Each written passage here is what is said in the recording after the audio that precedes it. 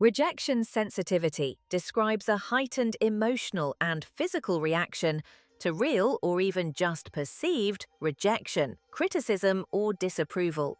It isn't a diagnosis in itself, but it's a well-documented pattern studied across psychology and neuroscience. And for people who experience it strongly, the reaction isn't a mild dip in mood. It can feel like a sudden, overwhelming wave of shame, panic, or grief, triggered by something as small as a flat tone of voice or a delayed reply. What makes rejection sensitivity distinct from ordinary sensitivity to criticism is the speed and intensity of the reaction relative to the actual event. Most people can shrug off a slightly short email. Someone with high rejection sensitivity might spend the rest of the day reconstructing the sentence, searching for the exact moment they did something wrong, certain that something has fundamentally shifted in how they're seen. This isn't a matter of choosing to be dramatic. The reaction happens before conscious thought catches up, which is exactly why it feels so hard to simply reason your way out of it in the moment. By the time the thinking brain arrives, the alarm has usually already gone off. Because the trigger is often genuinely small, a joke, a pause before a reply, a slightly different tone, the reaction can look wildly out of proportion to anyone watching from the outside, including often the person having it. This is exactly why rejection sensitivity gets dismissed so often by other people and by the person experiencing it. It wasn't that big a deal. I'm being ridiculous. Why can't I just let this go? But proportion isn't really the right lens. Rejection sensitivity isn't a judgment about how bad the actual event was.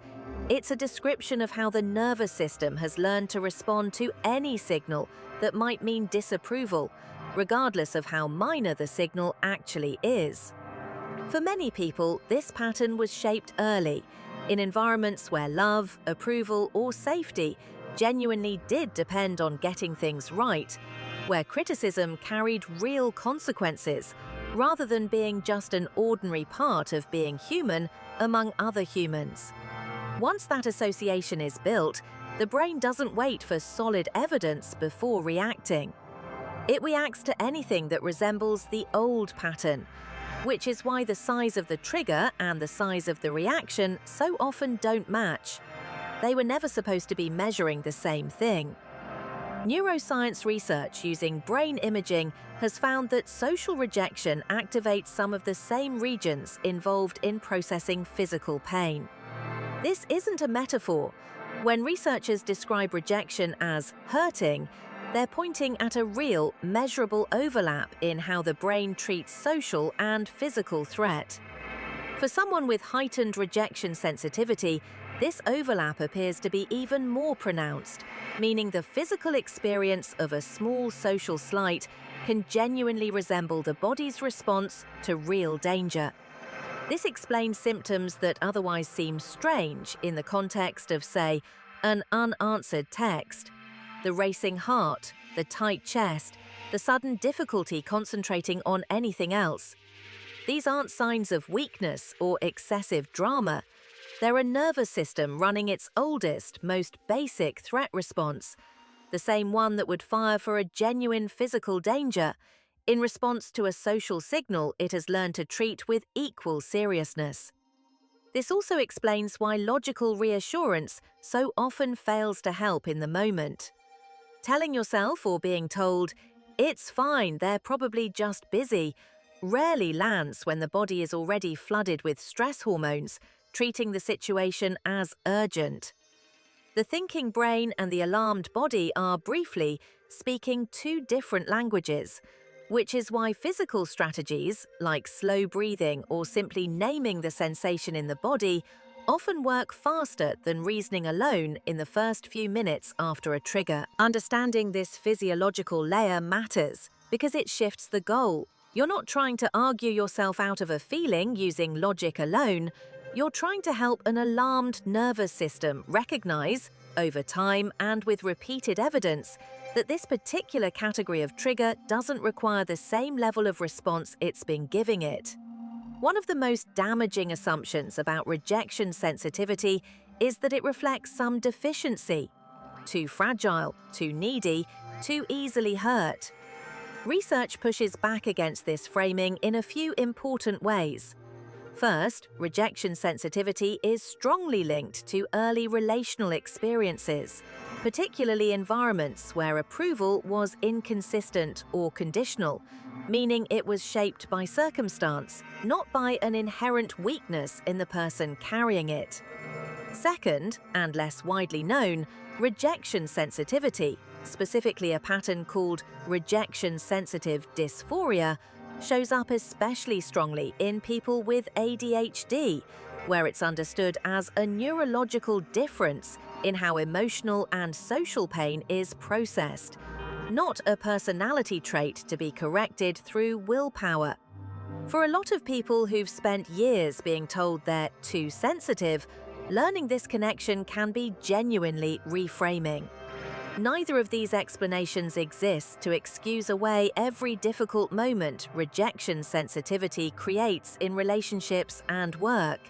There's real, practical work covered later in this series. But they do remove the layer of shame that so often makes rejection sensitivity harder to name and address, because a huge amount of the suffering comes not from the sensitivity itself, but from believing it means something is wrong with you. Left unaddressed, rejection sensitivity rarely stays contained to single moments. It shapes decisions well before any rejection has actually happened.